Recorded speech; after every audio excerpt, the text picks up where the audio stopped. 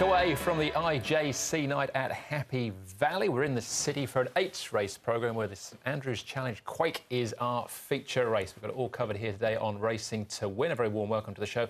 I'm Andrew Lejeune, joined here in the studio by former analyst Paul Lally and race caller Brett Davis as well. Brett, in the 2,200 metres as well for the feature right in the middle of the card. Absolutely, yes. Tom will certainly be looking forward to that 2,200 metre contest. It can often be a bit of a tactical affair as well from time to time.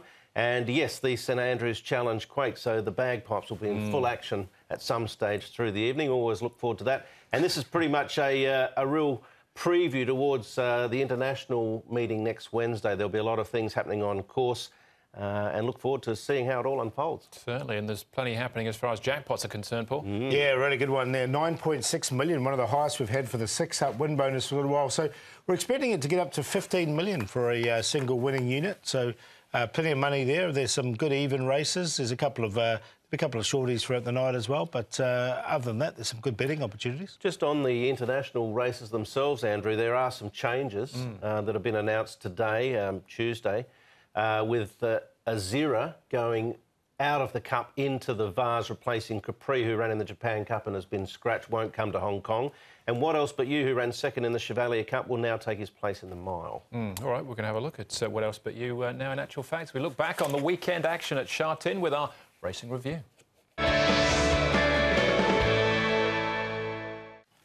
So the Chevalier Cup was the feature race on the weekend. Lots of interest here. The horse in the white and blue check cap there, Northern Superstar, making his Hong Kong debut, but it was Simply Brilliant, who lived up to his name.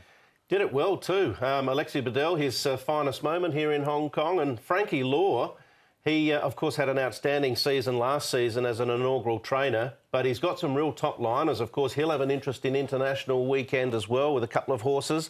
Simply Brilliant did it the tough way here, Paul, but was too good in the end. He was, didn't he? He did win nicely, and that What Else But You running a nice second, and obviously they've felt well enough to put him into the international race. So it was a good finish, but really good ride here from Alexi Bedell. The horse was really unlike his last start as well, so he's atoned for that. And I think the track conditions wouldn't have been against him as well. He seemed to like those. I did read after Alexi said that the inside of part of the track was getting a little bit sticky by that stage of the day. So even though he sat 3 deep with no cover, it was probably not as difficult as sometimes it can be. Of course, Frankie Law got Mr Stunning, as you mentioned. He's a live chance for internationals. Forever. Yeah. Absolutely, an intriguing couple of weeks coming up for Frankie there. What Else But You, of course, was ridden by Ty Anglin. I'm sure if you're watching the action on Sunday, you think that he had a nasty fall in the second last race. He's in a serious but stable condition in the Prince of Wales Hospital, Ty. Had an operation on Monday afternoon, and obviously our thoughts are with Ty and his family as well at this time. He rode a winner on the card as well in Follow Me. It was very impressive for John Size. Yeah, it was a real nasty incident with Ty. Go Beauty Go, obviously the horse, and as you've already mentioned, Andrew, our thoughts go out to the family, and we've all got our fingers crossed that everything works out as best as it can be. Hopefully Ty's back in action soon. Absolutely. All right, that was the big winner on the weekend was Simply Brilliant. You can see as a result of that, he got 6 points, which puts it to a pretty decent mark there, 108. Along with Wishful Thinker, those are the two Bedell winners. Yeah, they were, yeah. Yeah, and a great win from Wishful Thinker. He's very versatile. He won at Happy Valley 2 starts ago, then backs it up with a straight 1,000 win. World record, I thought, was a huge run as well, to come from last. Enormous performance. Super rich followers will be still licking their wounds.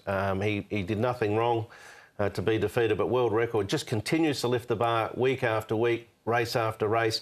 Wishful Thinker, I read Richard Gibson potentially eyeing off the Bohemia Sprint for him, which is again down the straight 1,000. Group 3 handicap conditions for him, so we'll wait and see what they do there as far as Wishful Thinker is concerned. They were the winners on the weekend. We'll see if we can find you some more, though, with our horses to follow.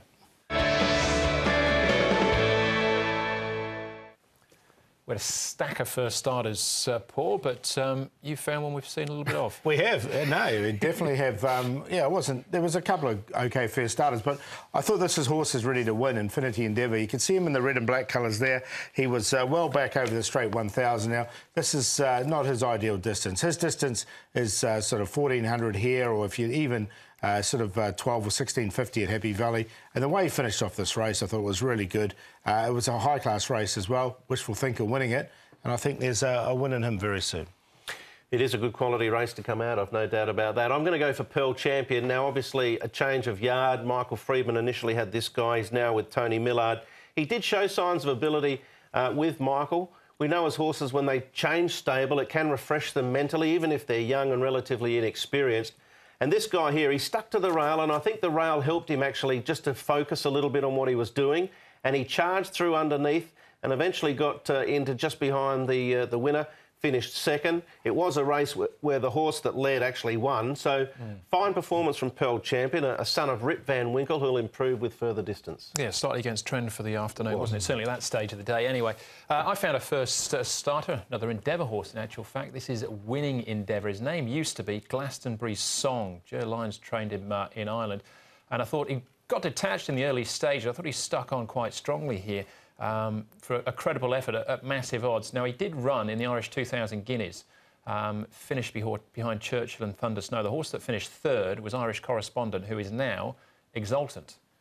So drawing quite a long bow to match the two of them up, but I thought there was a fair bit of promise in this. Kazi Farazi, actually, in the green jacket, he was a good run too. Yeah, he was. We are seeing, at this time of the season, you sort of get to meeting 20 or so, you start to see a lot of these new horses arriving and putting their hooves forward on the till. All right, well, hopefully they are, and ka-ching is what we hear in the not-too-distant future. Moving on to Happy Valley's Wednesday programme. Ruminaire won't be going round. Give him half a chance, in actual fact, Ruminaire, but Victor Emperor will take his place. Grant Van Niekerk will be on board, and Gallant Return was to be ridden by Zach Purton. He's out.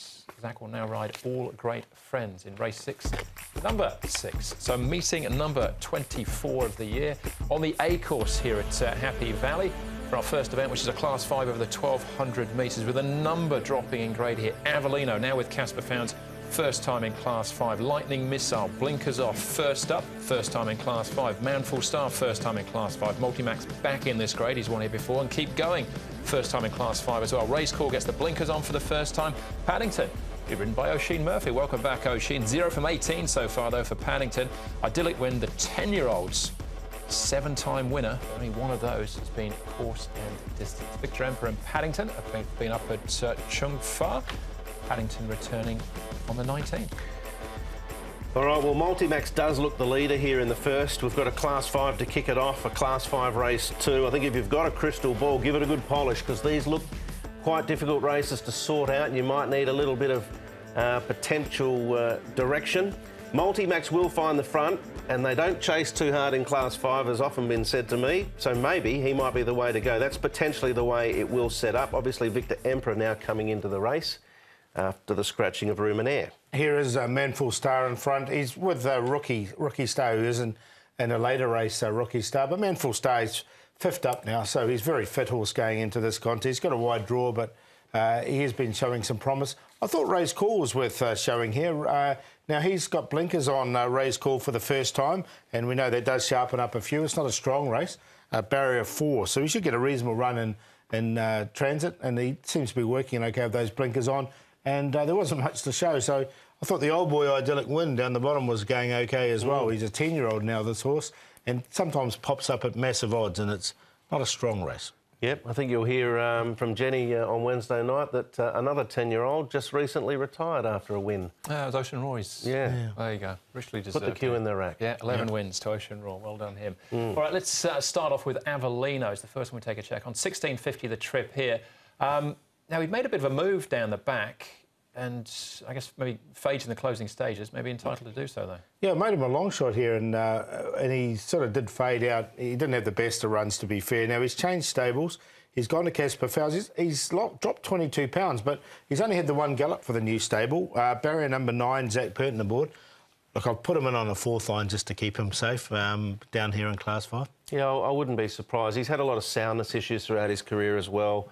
Not surprised to see him down here in this grade. I mean, I think we were even talking him up at some stage last season in Class 4, bottom of Class 3 as being a chance, but here he is down here now. I'm not sure. All right, that's Avellino. The Show, who is a winner this season, albeit he shared it, was a dead heat here, finishing 3rd. 2 starts back for him, and Paddington still winless. Yes, he is. He goes back up to 1,200 metres. The Show, drawn 5, claim for Dylan Moe, and obviously did win course and distance 3 back, as you've highlighted, dead heated actually with Regency Honey. This is an honest enough performance. I'm not normally a fan of the show, except for Racing to Win, of course, but I will be putting him in.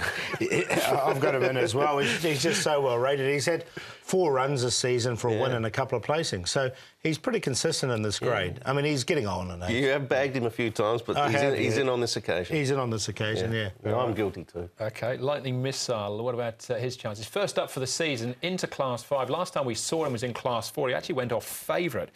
Moreira mode him. That might have had some effect on the market, but beaten. Yeah, well, let's sort of work out the puzzle here. This was a trial at Happy Valley over 1,200 back on the 8th of September for Lightning Missile, a trial which he won, and Zach Purton rode him. Now, Zach Purton's going to ride Avellino, and Silvestre de Souza will ride Lightning Missile. So I wasn't quite sure what to make of that. I left a pair of them out. I left them out. A barrier 8 I thought might just be a little bit tricky for him fresh up as well. Yeah, last season he suggested he could probably win a race like this. He was second to Good For You on one occasion. Yeah. All right, so a trappy opener, but crystal balls at the ready, Paul. Yeah. What do you like? Well, my ball says multi-max. I've got him straight to the front, and he's going to be tough to beat. I think he's got the apprentice claim. There's not many leaders in this race, and if they leave him alone, he's too good for this grade. He's a winner in it already this season, so he's on top to beat the show. Manful Star, I think, is one that can be running on, and Avellino down the bottom there. We'll give him a chance down here in Class 5. 4, 6, 3 and 1, but I think the 4 can win this race. 4, 6, 3 and 1 for Paul. Look, I went with Keep Going. I'm going to step into one of these 5 runners that are dropping in grade. He's one that tries the class for the first time. Over 100 to 1 he was last start, but he actually closed off with blinkers on behind Happy Tour. He's drawn barrier 1. I was going to make him a long shot, but he's 8.5, so I'll just tip him instead. Multimax, if he gets to the front, he will be the one they have to cut down. The show can be in pursuit. And Manful Star, drawn 12, he's got a big weight, but his best effort would see him right in the finish for sure. 5, 4, 6 and 3, but you could certainly look at it other ways. Yeah, well, all class droppers for me. Top 4, 4 on top of the multi-max. I think like Paul, if he gets to the front, he'll just he'll run away. We will see. All right, that's the opening contest. Feature race on the programme is race number 5. 1 race down, back with the second. That's up next.